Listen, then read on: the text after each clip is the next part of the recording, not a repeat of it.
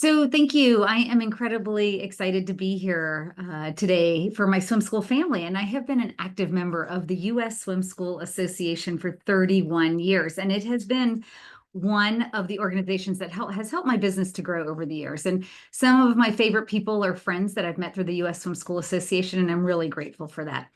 And over the years, I've learned a ton from members of this association. And now I'm really happy to be able to contribute and possibly help some members have some alternatives to their succession planning journey. So for those of you who don't know me or Oak Aquatics, this is a short little video of what we do. Oak Aquatics is a swim school. We're based in Miami, Florida. We have 5 purpose-built locations with indoor warm water pools, and we teach all ages from 6 months to beginner adults. And we have been in business for over 31 years. We're a certified B Corporation. We were the first swim school on the planet to get certified, and now there are 3, one in the UK, one in Canada, and us in the United States. And I would love to talk to you all more about it, but that would be a whole nother presentation. But for the sake of this presentation, I'd love for you to know that certified B corporations are for-profit companies that believe in a triple bottom line, that we want to take care of people, planet, and profit. And with being a B Corp, we're also a public benefit corporation. We are a member of 1% for the Planet, and we're active conscious capitalism members. All of this to say that we're a for-profit company that is really focused on using our business as a force for good. And we want to be a responsible business in our community that takes care of people, and it takes care of, the areas where we live, and it takes care of the planet while we make a profit. But I didn't start my business to do all of that. I actually started my business in college out of necessity. I was a scholarship student at Tulane University in New Orleans, Louisiana. I was studying biochemistry, and I wanted to go to medical school and become an orthopedic surgeon. And at the age of 19, I got pregnant. And so I took a break from school and I moved to Miami, where my mother was living at the time, and I needed something to do to make a living. I eventually did go back to school. I did get my degree, but I thought I would go to medical school when my son was older. So instead, I decided to open a little business teaching swimming lessons just to get by until my son was old enough for me to go to medical school. And I jumped into the deep end of entrepreneurship. I officially incorporated my business in February of 1994. I was 22 years old. My son was just a year and a half old. And I went to backyard homes. I taught swimming lessons. And then I hired somebody and they helped me. We went to homes, and then we got a little hotel pool. And then I hired a few more people. And then I got a country club pool and hired a few more people. And I was really starting to like this business. But I knew very, very little about business. And my parents were immigrants. They had opened 2 restaurants. And while the restaurants had amazing food, my parents were not strong business owners. And I watched them struggle. And I never thought I would ever go into business. But now I found myself there, and I knew that I wanted to do it differently. I've always been a pretty good student, so I decided I would learn about business from reading as many books as I possibly could about business. And so my son and I spent a ton of time in bookstores and libraries, and we would hang out there for hours, and we would just hang out in the stacks. And I never bought the books because I couldn't afford to buy them at the time. And I used to say that I owed Barnes and Noble and all the bookstores a lot of money, but it's okay because now I buy books every single week. At least I buy books. Well, somehow 31 years has gone by in a flash. And now we have grown this business to 165 team members, teaching 6,500 swimming lessons per week in high season. And I never went to med school. And maybe since I was never meant to end up in business, I've always looked at doing business differently. And this is how we've become a certified B Corporation, 1% for the Planet Partners, active conscious capitalism members. And all of this is, has made us who we are and why we try to operate the business as we do. And we are different. We know that we are different. And actually, it's our team member mantra. Not only are we different in the people that we hire, our team is made up of people from around the world. We have 17 different countries represented on our staff. They range in age from 16 to 82. And if you were to come into our swim school and talk to our team members, you'll find out that they've been with us 10, 12, 15, 17 years. And we have team members who started with us as custodians, and now they've moved into management. We've helped single mothers over the years because of what I experienced in my journey. And we have an all-around great team of people. And not only have we grown the swim school, but we also take great pride in growing our team members under this framework of environmental and social responsibility so that we can grow the business in a sustainable way and we can make a bigger impact in the world. And we believe in taking care of our team members. We believe in servant leadership, and we really believe in helping the people who come to work with us, and then they turn around and care for all the people that we work with, our families and our children. And we have an amazing culture, and we do really well. And we're highly successful. And I think this is how we got onto PE's radar long before I was thinking about exiting. I was first approached by private equity starting in 2014.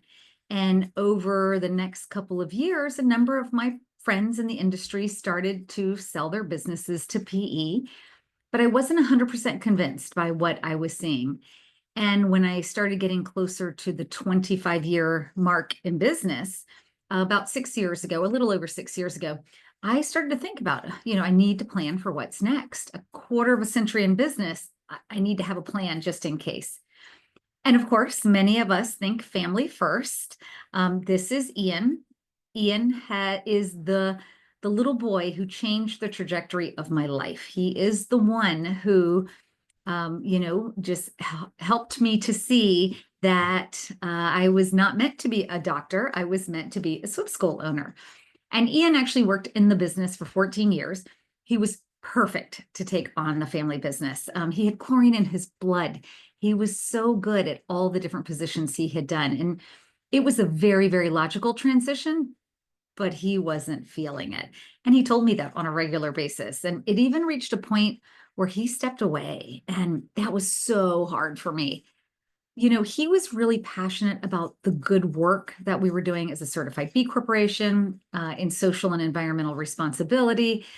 But he was not passionate about running his mom's business. He really wanted to create his own thing. And I really wanted someone to continue this business that was going to be as passionate about it as I was. And honestly, I'm really grateful the way they turned out, because I think it eventually led me to the right decision where the truly passionate team members are now running and owning the business. But it did take me a little while to get here. And I want to tell you about that journey. So after Ian told me that he didn't want this business, it really started me down this trek. And I call it the alphabet soup of succession planning options for me. And of course, I kept talking to PE, private equity, especially since Ian wasn't interested. And I was very curious as to why they wanted the business. But in reality, I always had a gut feeling that this was not going to be the right option for me. I did talk to every PE company that wanted to talk, but I wasn't thinking that they were going to be as passionate about the environmental and social issues that were very important to us. But I do have to be honest, in the safe, I had a list of PE firms that were interested in us just in case something happened to me. My family knew where to go. And to be completely transparent, PE probably would have been a pretty easy option or a lucrative option. There were some very charismatic and convincing PE guys that came to talk to me. And yes, they were all men. And they looked me in the eye and they told me that my company would not change, that they wanted to replicate us and not change us. But I had friends in the swim school industry and I had friends outside of the industry in other businesses that had transitioned to private equity, and they were not 100% thrilled with the transition. And ultimately, I didn't feel like the people I was speaking with were as aligned with my personal values of environmental and social responsibility. And I didn't want to have seller's remorse. I didn't want to regret my decision.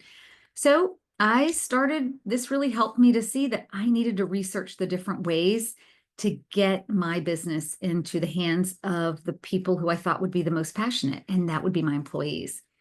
So I did my next out letters in the alphabet soup, or DIY. I actually did a semester-long program at Stanford University virtually.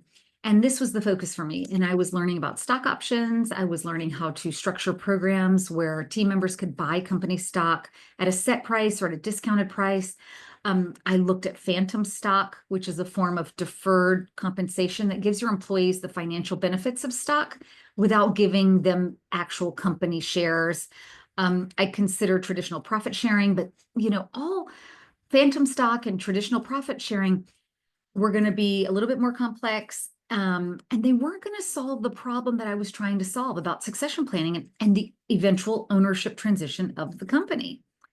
So I found another instrument, the co-op. And I looked at worker cooperatives, and it sounded like a really, really good idea. What a cool business model. In a worker cooperative, employees own and operate the business collectively, and each member has one vote, regardless of their role or seniority, and profits are shared amongst the members. And workers can choose to join by buying a share in the business. And it's a really, really interesting model. But the more I learned about it, the more I realized that this one-for-one democratic method of voting on decisions was not going to be the right fit for us and what we wanted to do. And I was also concerned that employees still had to buy in. So this model didn't feel exactly right for our business. But that's okay, because then I found the ESOP. And an ESOP is an employee stock ownership plan, and I loved the idea of an ESOP. So an ESOP is actually a qualified retirement plan, and it transfers ownership to the employees through stock shares. And the company sets up a trust and then contributes the shares to that trust. And, those are allocated to the individual employee account. So this is a retirement benefit plan. And employees accumulate shares over time, and then they cash out when they leave the business or when they retire, like when they retire. And employees, earn shares usually based on salary or tenure. And when they leave the company and retire, they actually have to sell their shares back to the company, or they can sell them on the open market. And ESOPs do allow for broad-based employee ownership, which I really liked.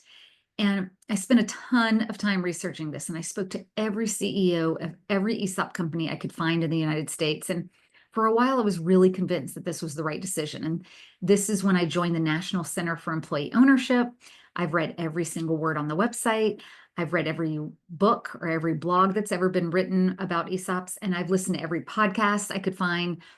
And I've spoken to a lot of advisors out there that do these ESOP transactions.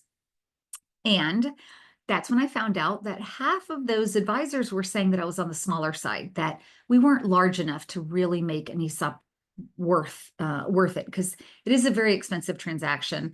And so, I had some professionals actually tell me that I was just right. I was a good size. So I kept researching. I kept trying to convince myself that this was the answer. And eventually I listened to who I wanted to listen to, and I decided to move forward to do an ESOP transaction. I hired an attorney, a firm, to do an ESOP evaluation. I did an ESOP feasibility study, and we were on our way. And we were in the middle of this huge transaction. And the more we got into it, the more I realized how formal and rigid this would be for us. There is quite a bit of oversight by the Department of Labor and ERISA, the Employee Retirement Income Security Act, which is really good because it is a retirement benefit plan. And the process is very, very expensive. And there were some pretty significant admin fees after the transition was done. Every year you have to actually do a full valuation on your company because you have to set the stock price. So all of these things were starting to weigh on me a little bit. And, I was really starting to have some concerns about the delayed gratification of an ESOP, teaching our team members about holding stock of the company. We'd had a 401k, and we've actually had a 401k since 2008. And we've done a ton of education in the past. And it has been an uphill journey. We've gotten people on board, but it's been a lot of education. And this was going to be even more complex. So I was a little worried about that. But I was still willing to do it. And one day I was having a conversation with my attorney, and I mentioned something about the trust and what we were setting up. And he told me, in the event of a company sale, And I thought, wait, what? What do you mean the company could be sold? And that's when he told me that the company could still be sold to PE. The trustee of an ESOP trust is a fiduciary, meaning they have to do what's in the best interest of the employee shareholders. And if somebody came along with a really healthy offer, they had to take it. And that really gave me pause. And I just started to think, oh, here I am doing all this work. And a year or two after I sell to an ESOP, it could be sold again. And so, that was not what I wanted to do. So I started to look for ESOP companies around the United States that weren't working as intended. And I found a few. And I actually found a few B Corp ESOPs that had sold and had gone through another transition after their ESOP. And one day I was on a Zoom call with the CEO of an ESOP in the Pacific Northwest, and he had a very, very similar demographic to the team members that we all hire. And he was voicing his concerns to me, and he was saying that his team members had such a hard time understanding the value of what being an ESOP meant and how to hold stock and all of those things. And then he told me, I wish I had done an EOT, an employee ownership trust. And here's the funny thing is that week, I had just heard a podcast with someone talking about EOTs, employee ownership trusts. And then after that phone call, like the next week, I went to a conference and I met an advisor who actually did EOT transactions. It was a breakout session, a really random breakout session that I walked into. And I met somebody who was doing these transactions, and there are very few of these in the United States. And this was a sign that I needed to be looking into EOTs. So I did. I started down that journey. I spent a lot of time and energy and effort into it. And what did I find out? Well, there were only about 30 EOTs in the United States when I was doing the research to see if I should become an EOT company. So that was pretty hard. Now there are actually 50. But I know that's still not a lot. But this is the primary form of employee ownership in the United Kingdom. And it uses the perpetual purpose trust law in the United States to set up a trust, and then the employees are the beneficiaries of the trust. So has anybody on the call ever heard of the company Patagonia, the clothing store? I'm sure some of you have. And that is probably the most famous PPT, perpetual purpose trust out there. Yvon Chouinard, one of the co-founders, they transitioned the company to a perpetual purpose trust a few years ago, and the beneficiary is the environment. So all their profits go towards helping the environment and environmental causes. All of our profits would go towards helping our team members, our employees. So I did decide to do an employee ownership trust. There are so many reasons why I did really, after doing all the research, I did do research for about 2 years. And after all this research, there are a couple of reasons, and I want to go over those with you today. So, one of the main reasons, the trust model for an EOT is very, very flexible. And I wasn't ready to go anywhere, but I did want something that was going to protect the company more if something were to happen to me. And, the EOT and the ESOP are both trust ownership, but the EOT is much more flexible, and I could design it exactly how I wanted it. The EOT trust could preserve our legacy. It could continue our mission. I could write things into the trust that were now, part of the things that we were doing now and how I wanted our team members to continue, how I wanted them to earn the opportunity for ownership. I wrote in that we were striving to remain a B corporation. I actually wrote into our trust that we would never sell the company, or if we had to wind down the company at some point, after all the debts were paid, most of the sale of the proceeds would go to nonprofits. So that's pretty heavy, and that's all in my trust. The second reason, or some other reasons, is that team members didn't have to buy in to be a member of this trust or to qualify for the trust. I chose to do seller financing, and now the trust is paying me back out of the cash flow of the company each month. And there's a note just like there would be in any other seller finance transaction. In the trust, there was a much lower setup cost, and it cost me about a quarter of what it would have cost me to do the ESOP transaction. And there's also much, much less bureaucracy, and there's less cost to administer this instrument every year. I don't have to do a yearly valuation or anything. And the EOT operates more like a profit share. And after all the debts are paid each year, and after all the reserve accounts are funded, which I have set up in the trust, the profit is paid out to all of the employees on a formula that's decided by the board. And I really like this because the team receives their money now when they need it most. We actually decided to do half of their profit distribution goes to them in a paycheck, and the other half goes into their 401k. So they're getting money while they need it now, but they're also building wealth, and they're building their retirement savings account. So I really liked that flexibility that I was able to do that. Couple of other reasons. The EOT instrument is much simpler for our team members to understand than an ESOP instrument. And because the ESOP is a retirement benefit plan. So every year, the team members would get a piece of paper that would, just tell them how many shares of stock they had. And instead of getting actual evaluation or getting, money in their account.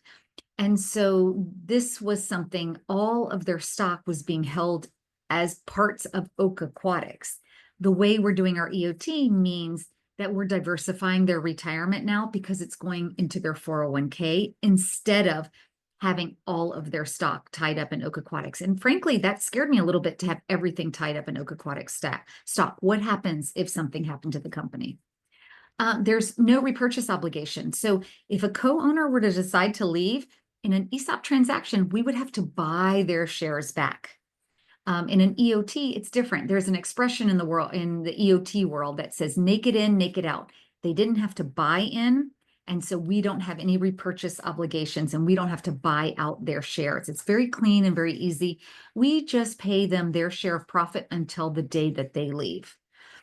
Another reason is operation and management stayed in place. I am still the CEO. I'm able to maintain control. I'm also the trust protector who oversees the trustee. I'm currently chair of the board. I do have an independent trustee of the trust who does oversee everything, but I'm not ready to go anywhere. So I think that this was a really great place to allow me to maintain control of the company, along with the same operations and the same management team we'd had before, and start to really groom people for succession moving forward. And then finally, the biggest reason that I was most excited about this EOT transaction is because this kept ownership local. Instead of selling my company to a group of wealthy investors in another state, now every year we're distributing the profits to our co-owners to help close the wealth gap in our community. Miami's a very tough town to live in right now. You can work hard and you can live very, very well, or you can work very, very, very hard and you can have 8 people living in a 2-bedroom apartment paying $4,000 a month in rent. And this was a really important reason for me to do this transaction. Is I want to do whatever I can do to help, the people, our frontline team members, the people who make the magic happen at Oak Aquatic Swim School every day. I want to be able to put a little bit more money into their pocket and also help them build a retirement account so that'll help them long term. So I want to talk about some questions that come up on a pretty regularly. Seller financing. A lot of people ask me about this. And I sold my company to a trust. The trust is buying the company from me out of the cash flow of the business. There is a monthly note. This is a mergers and acquisitions transaction. I did get a fair market value. I think it was a really great valuation. But I chose to do seller financing because the banks that I work with had no idea what an employee ownership trust was. There was a lot of education. It took months for me to try and help them understand what we were doing. And at the end, they decided that they would give me financing. And it was about 40%.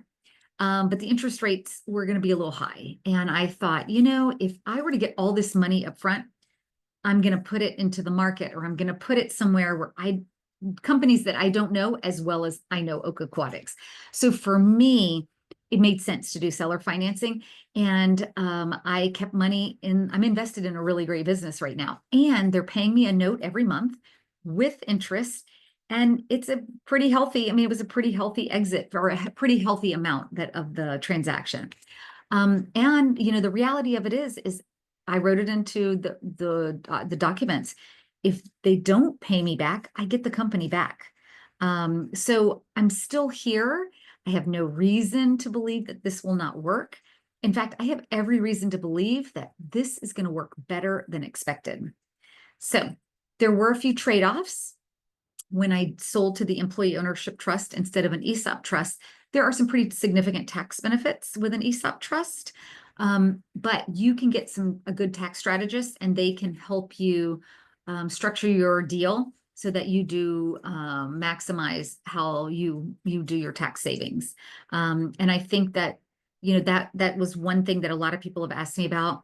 There are also some people asking me about, how do you learn from other EOTs? That's a hard thing because there aren't a lot of EOTs out there right now, but there are fewer success stories, but I'm really excited. I want to be one, and I want this to work so well. And I want people to come and talk to us about how it's going, so that then they learn through maybe some of the trials and errors that we went through. And my goal is to be a case study. So we actually transacted on March 1st, 2024, about 15 months ago. And we announced it on March 3rd, a couple days later, 2 days later, to our team. We actually made a special event for our longtime team members, and we got them all together, and we said we were going to tell them a surprise. And they all thought, everybody who was invited to this longtime team member event was actually somebody who qualified for ownership. And they all thought we were going to announce the opening of a 6th location. And I started, I did a presentation that night. I started with our history. I started talking about that we were being solicited by wealthy investors who wanted to buy the company that we had built over time. And I talked to them about how things were going and everything. And then I told them that I had sold the company. And you could feel the air get sucked out of the room. But then I clarified. I'm going to let you watch that video. So I have sold the company to an employee ownership trust.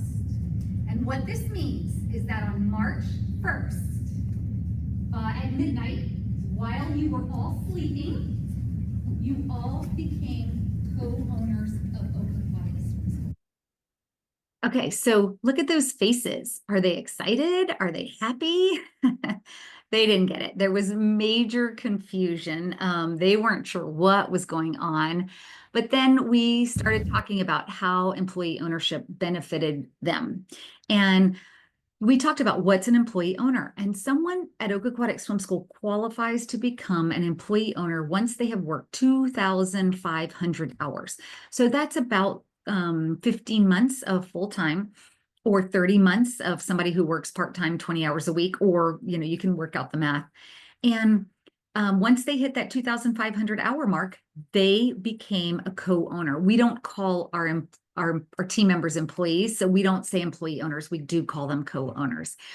And we have had people in the past who work with us and then they leave for another job, for school, but then they return.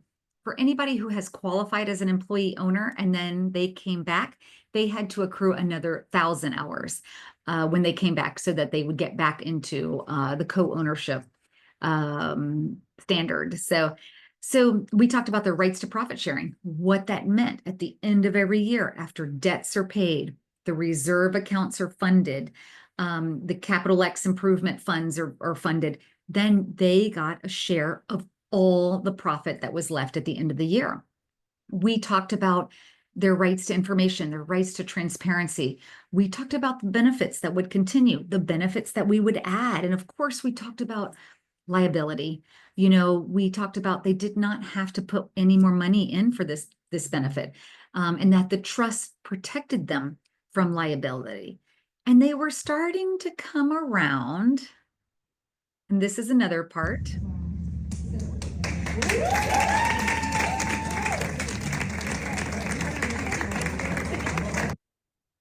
But you can see they're still not convinced. And at first, you know, again, they had no idea what was happening. There was a lot of confusion at the beginning. There was a lot of shock. Then there was shock. And then we just kept talking about it. We did share more information with them. And eventually, this same night, everything really transitioned to joy. And it was really great. We talked about the note and how that was going to get paid off, and what it looked like once the note was paid off and what that meant for them.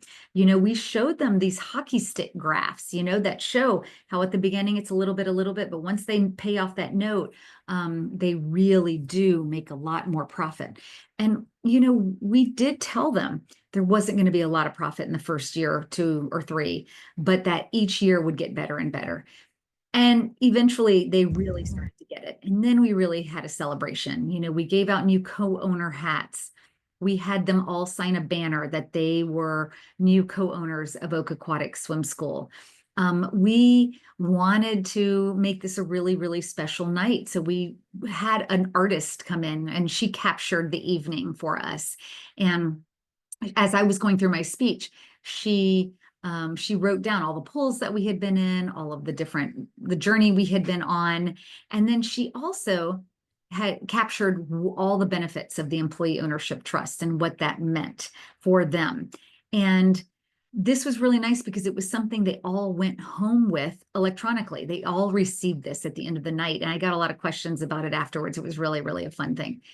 And then finally, we all took a really great group picture. These are the first owners, co-owners of Oak Aquatic Swim School.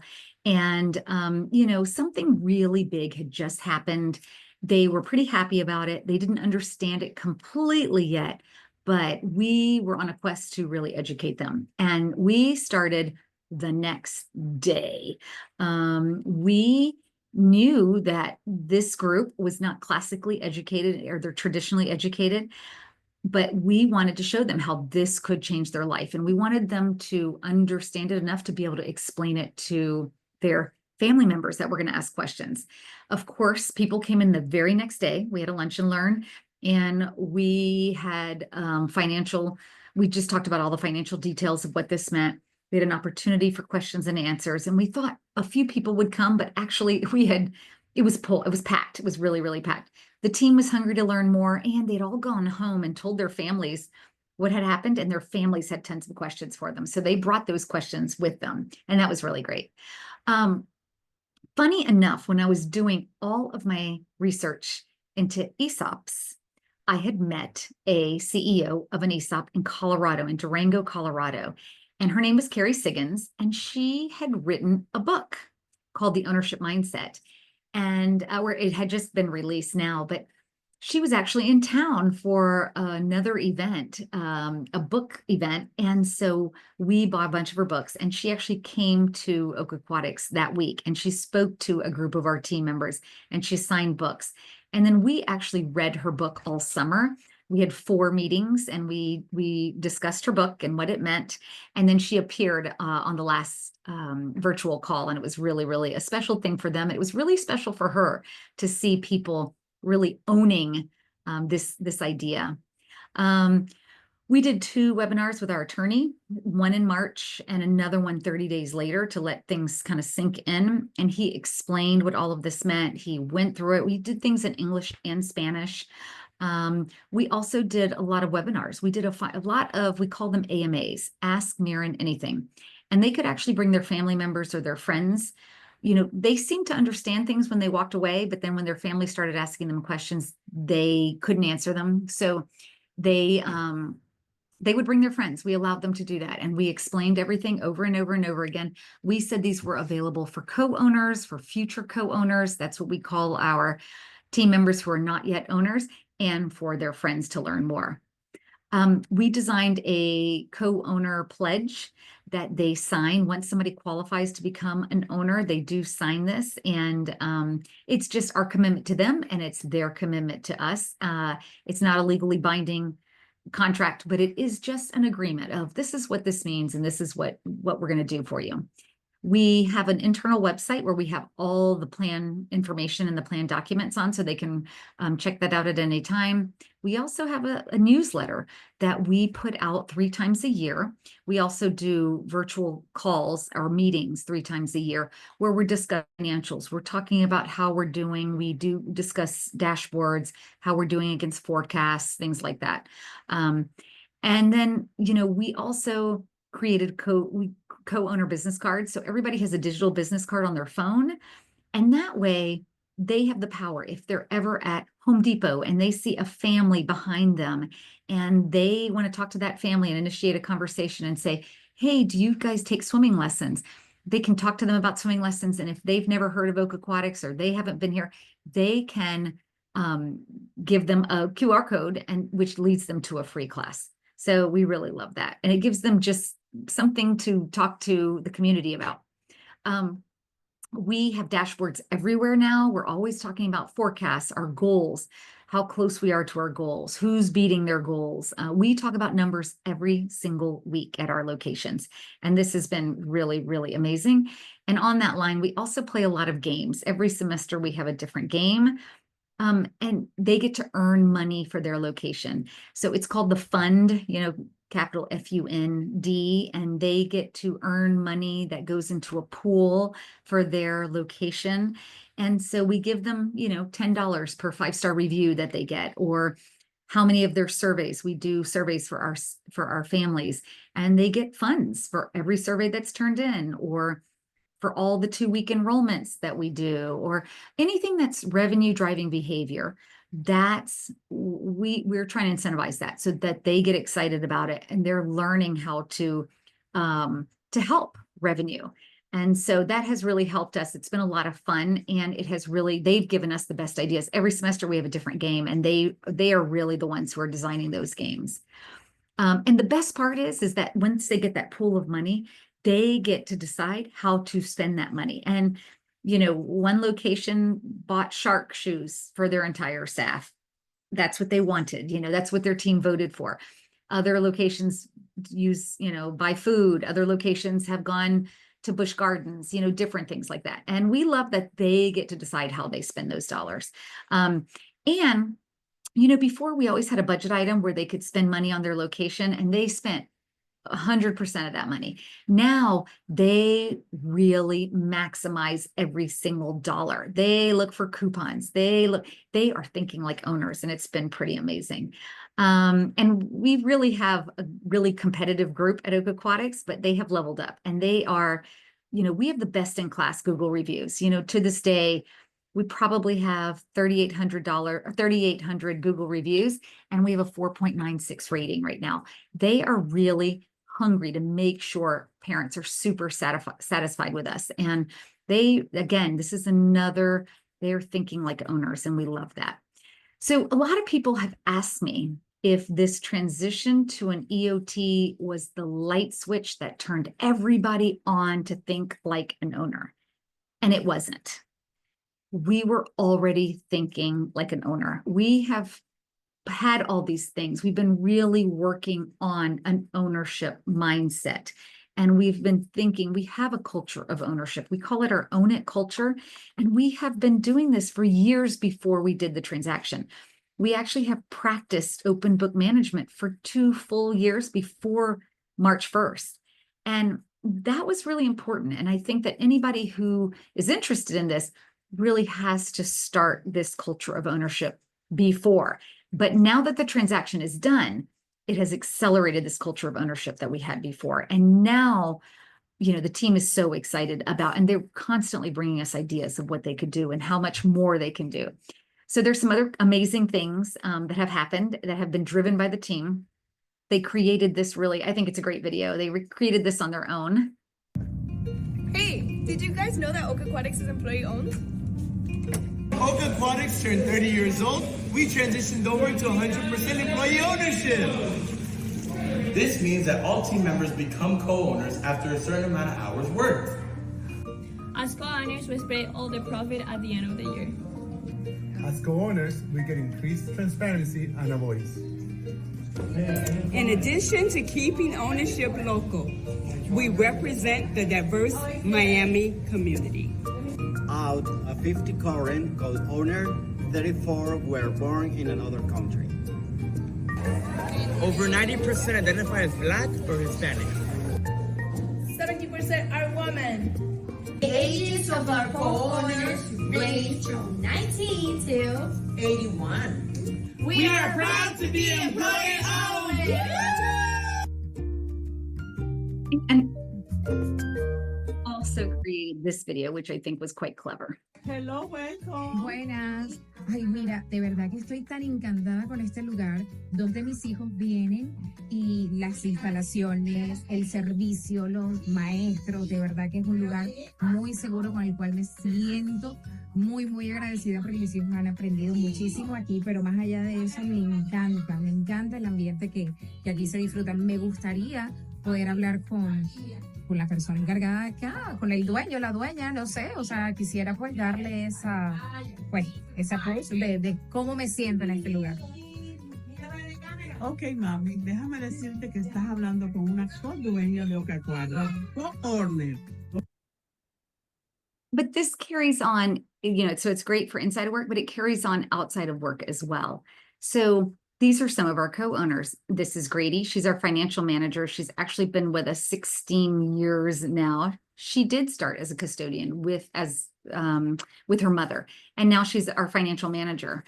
She's gone through school and everything. She now has two beautiful children. She's married. She has two beautiful children. They're both in our swimming program. And she tells me that everywhere she goes, she takes that bright yellow Oak Aquatics bag when she goes to her children's school, when she delivers supplies to the school, when she goes grocery shopping, because she wants to be marketing constantly for Oak Aquatics Swim School. And she tells me that she wears an Oak Aquatics shirt even on her day off because she wants to be marketing for Oak Aquatics. And, on the other side is Samuel. And this is Samuel with his grandson, and his mother, or the baby's grandson, the baby's mother actually worked with us as well. We had planted some trees during one of our anniversary event, and a truck that was doing work in our yard, ran over one of the baby trees. So he grew an avocado from an avocado seed, and he actually planted it in our yard because he really didn't want us to go and buy another tree. He wanted to, have this tree be there instead. And it's just, they're just thinking like owners. How many people would go and replace a part of the landscaping on their own because they wanted it to grow up and be a nice, healthy tree on the property? So I think that these are both really nice little stories. But the other thing too is these three children are in swimming lessons because we do give free swimming lessons to immediate family members of our team members. And that is written into our trust. And we want to preserve that because I think that's really important. So right now we have 50 co-owners and counting. You heard in the video, 70% identify as women, 90% identify as minority, Hispanic, or Black, 34 were born in another country, and the ages range from 19 to 82. In the video, it said 81, but Lucy has now turned 82. And we celebrate when our future co-owners become an official co-owner. So this is Noemi. She became a co-owner not that long ago. And we have a little ceremony when she becomes a co-owner, and she gets her t-shirt that says 100% co-owner, 100% employee owner. She gets a hat that says co-owner hat. She gets her star for her her sun for her water bottle. She gets her sun for her photo on the bulletin board. And they sign a starfish, and she puts it on, in the starfish, and they also sign the banner. And it has been so fun for the team. It is a whole ritual, and it's really great. And people have a really good time with it, and people celebrate it, and our families are super excited about it when somebody becomes a new co-owner. I mean, it's like their birthday. And this has also been really good for us for business because we've gotten a lot of media attention. We've had the Miami Herald come out. We've had the local news stations come out. We've also been invited by several of the universities in the area for us to go out and speak on employee ownership to their college classes. We've also gotten national media attention. We've been in Forbes magazine about employee ownership. We've been in Real Leaders. We've been on Telemundo and some of the bigger some of the Latin news stations. And it's been pretty amazing. And we want to keep spreading the word that EOTs are a great alternative to succession planning, and that employee ownership is a great business model. And that's the reason why I'm here to speak to you today, is that I feel so strongly about how well this has gone for our team and what it's meant. And, I'm a reluctant spokesperson, but I didn't think I was going to be speaking about this as much as I thought, but now this is what I want to do, because I want to share about our experience, and I want others to have the opportunity to learn about this to see if it would be the right fit for them. So my advice to you is, if you are considering some sort of employee ownership, maybe perhaps an employee ownership trust, is speak to everyone. Do your research on the different models so that you understand them. Bring on a good advisor that can help you and that can advise you and on the pros and cons of each one and how they might work for your business. I've met a lot of really great advisors now in the United States, and I'm happy to refer you to who I know in the industry. This can be a really great business model, but this can also be a really great succession plan. So I really do feel like everybody should have this as an alternative when they're looking at succession planning. I keep getting asked about regrets. I don't have any regrets, not at all. The business is responding. The owners are doing well. I feel better about this decision than I ever have. I think it's probably the most important business decision I've ever made of my entire life. So that's a pretty strong thing to say, but I really do feel like this is huge, and this is going to change lives for people for many years to come. About another regret, I spent $50,000 on an ESOP attorney doing the valuation, doing the feasibility studies, and then I chose another model. That's crazy. But I'm really glad I spent that money to research the different alternatives. I learned so much during that process, and it was really good for me because it made me feel more confident about the instrument that we chose, but it also gave me a lot of information to help others understand the differences between the different models. So I feel really, I feel okay about the money that was spent on that. And, I want to rewind back to March 1st or March 3rd, 2024, at that announcement to the team. At that first meeting, everybody asked how much money they would make with this. They couldn't wrap their head around what this meant. And we showed them charts and graphs and about how this was going to work, but they still wanted a number. So I gave them a number and I said $17. I was fully prepared to pull $17 out of my wallet and pay each team member $17 at the end of the year, even if there was no profit. And it actually ended up being a little more. This is a reaction video that we did film when we shared the news with them of their first year's profit payout as a co-owner. Missed that one, but now we'll see. No!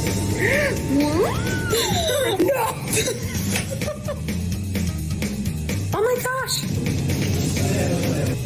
Oh my god!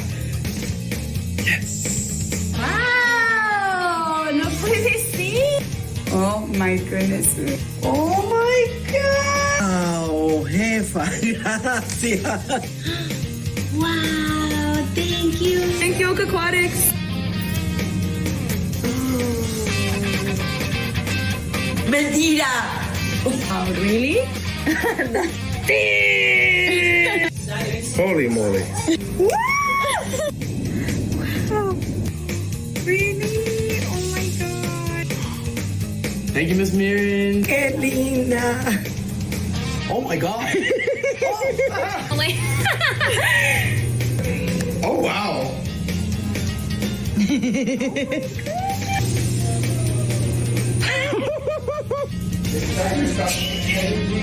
Hello. Wow. Oh my god. Oh my gosh, thank you. God, thank you so much for this opportunity to be a co-owner, and it pays off every day. Thank you. Hi, this was a great surprise today. So each team member actually received 4% of their total compensation as their first profit payout. So if the company continues to do well, this will change their lives. And so many of them are young and they're going to be here for a long time. And this will continue, long after I'm gone. And I'm just so grateful that it'll be here to take care of people that are taking care of the business. And I think that they're going to continue on a mass scale. They're going to do more. And this is just going to be this wonderful perpetuating cycle. And, what's really great is we've had team members that learned to swim at Oak Aquatics as a child, and now they're on their journey to becoming an owner, which is really kind of fun for me. And so I've been leading this organization for 31 years, and I've never been so excited about the next 31 years. And this has transformed our team, not only to feel ownership. Again, we've done a lot of work to help, but it can be done. And this has been really great. And I do feel like our best days are ahead of us. So this, to me, is a great alternative to a traditional exit. I hope that everybody considers it and just puts it on the table when they're looking at every different kind of succession plan that they might have available to them. And I think that this is a form of really responsible capitalism. And I wanted to stay true to my values. And my hope is that other people will see that they can do something similar. So thank you so much for letting me speak today.